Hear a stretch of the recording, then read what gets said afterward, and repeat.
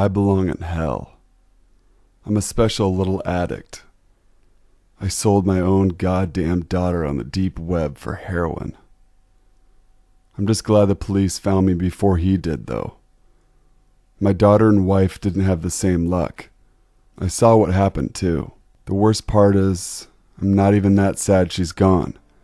I'm just glad to be alive. I know what you just thought. Wow, this guy's a dick.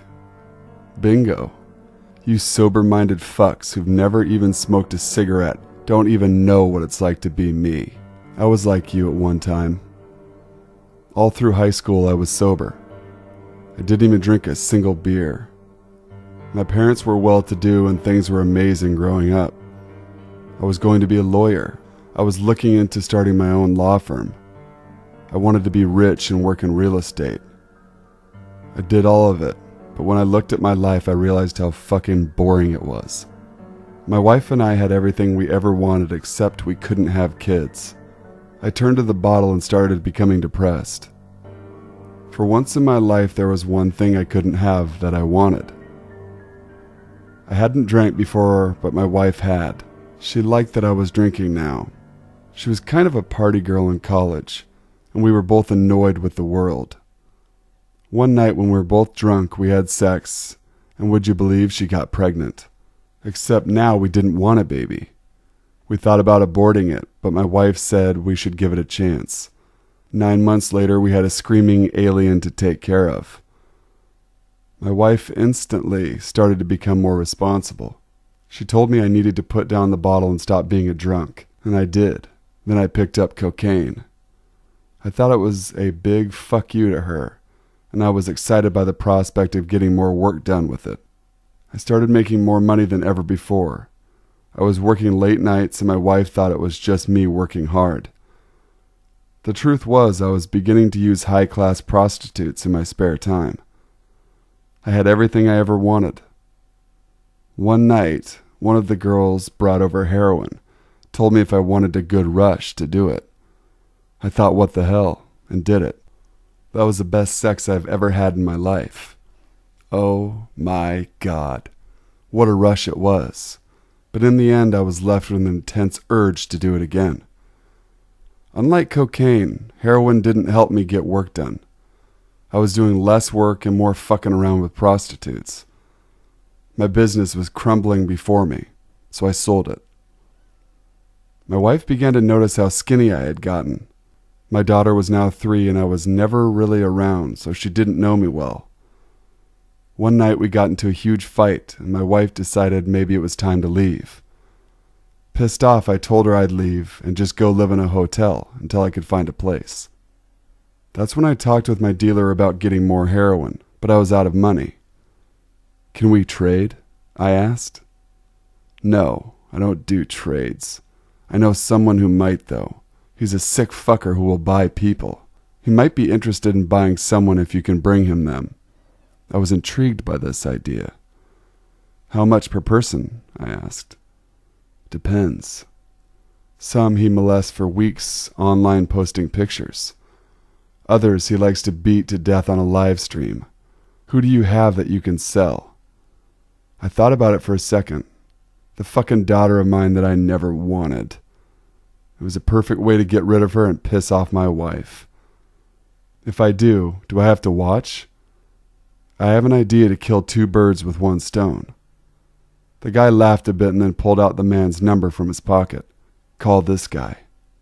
I don't want to know your plans, you sick fuck. Come back when you got the money. I ran back to my hotel and called the guy up. I was excited to hear how much my daughter would be worth. Hello? A dark voice came from the other side. Hey, I know Ricky. He told me you're interested in buying people. There was silence on the other side. How did you get this fucking number? He sounded really pissed. I said, Ricky, I just want to know if you buy... Shut the fuck up about that. This isn't a clean line, you asshat. He told me to meet him somewhere at night, then hung up the phone. I walked to the place and I was fucking scared. It was an old parking garage that was in disrepair. I got to the top and waited for him to show. When he did, he had the head of a drug dealer. He tossed the head down in front of me. That's to show you I'm fucking serious. No, if you have someone to sell me, good. If not, then you're next. I looked at the head and gagged. This guy was fucking real. He wore a black pea coat and had an eye patch. His head was bald and he was huge. Probably 7 feet tall and 250 pounds easy.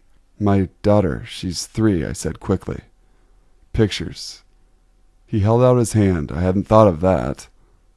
I don't have any. He shook his head and pulled out a taser. Jesus, man. I'll bring you to her. Take my wife too while you're at it. He gave out a chuckle and put the taser back. Why don't we take the whole family, Chris? That's when my heart stopped beating. How the fuck did he know my name? I ignored it for a moment. What will I get for both? I asked. Well, your wife is free, because I have to lug you around to go get her. Then we have to shut her up. Your daughter? We will talk later. So we went off and I was starting to get anxious. I hadn't had heroin in a day. I had to ask the guy if he had some. We were driving in the car. He was so intense. He never looked from the road, and he drove so carefully it was flawless. He clearly didn't want to give the cops a reason to stop him. Do you have any junk? I asked him, and he didn't respond. My fingers jittered as I was waiting in the car. If your daughter isn't there, I'll skin you and make you into a backpack. I'll make sure you don't die either. Then you can watch me rape your daughter and wife like I'm going to when they're dead. I'll keep you around to show every one of my friends. He paused. Now, in the glove box, there's a needle. You may shoot up. He said it so methodically, like he was an instructor or something. I didn't question though I needed a fix. Like a fucking maniac, I got the needle and stuck myself, so glad to have my fix. We got to my house and I tried to open the door, but he wouldn't let me out. No, you'll stay here. I don't want you messing things up. I watched from the van. He walked into my house and turned on the lights. There was some screaming, glass shattering, and then silence. He came out with my wife in a bag, carrying her over his shoulder. It was dark, so I couldn't tell if she was dead or alive. He tossed her in the back of the van, then he walked back inside. When he came out, I saw him holding my daughter by the hand, gingerly walking her to the car. Then my daughter sat beside me in the van, middle seat. We drove for a time, it seemed. I kept quiet, but we eventually arrived to a cabin in the woods. My daughter was fast asleep on my shoulder. The cabin was powered by a generator, and when we got inside there were lights and cameras everywhere.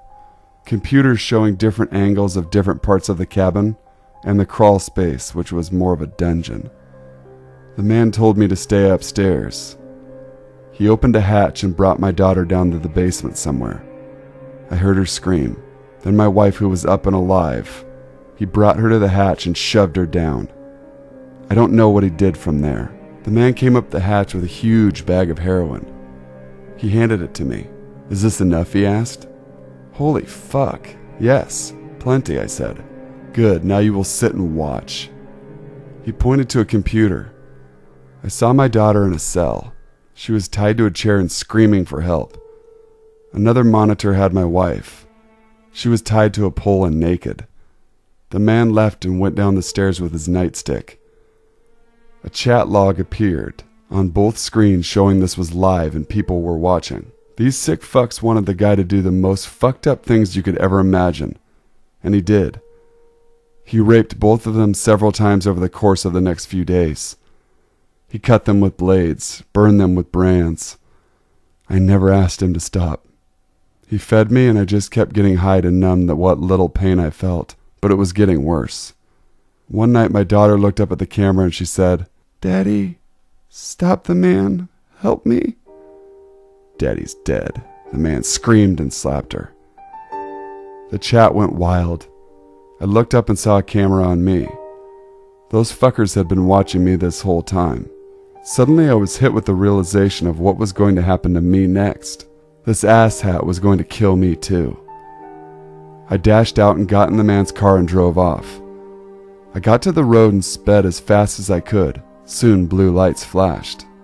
I kept driving. I wanted to run as far as I could. At some point I crashed and woke up in a hospital bed with handcuffs on. I asked the nurse where my daughter and wife were. They were found headless in a river. Their heads have never been found. I don't know where that man is. Wherever he is, he's a sick motherfucker, and I hope the police find him and kill him. Then again, I sold my own wife and daughter to him. Who was the worse man? Me or him? The only thing that keeps me thinking I might be the better man is that at least I was high. At least I was fucked up on drugs and addicted. He wasn't. I'm not really all that sorry for what I've done, to be honest. I told the cops I sold them to some sick fuck, but they think I killed them somehow. I'm not sorry because I was addicted to drugs and it wasn't my fault. I never really knew my daughter. It's sad, but if that bitch aborted her like I told her, none of this would have happened. Fuck this cell. If I was out there, I'd go right back to heroin. So what? I'm fucked up. Let me live my fucking life the way I want to.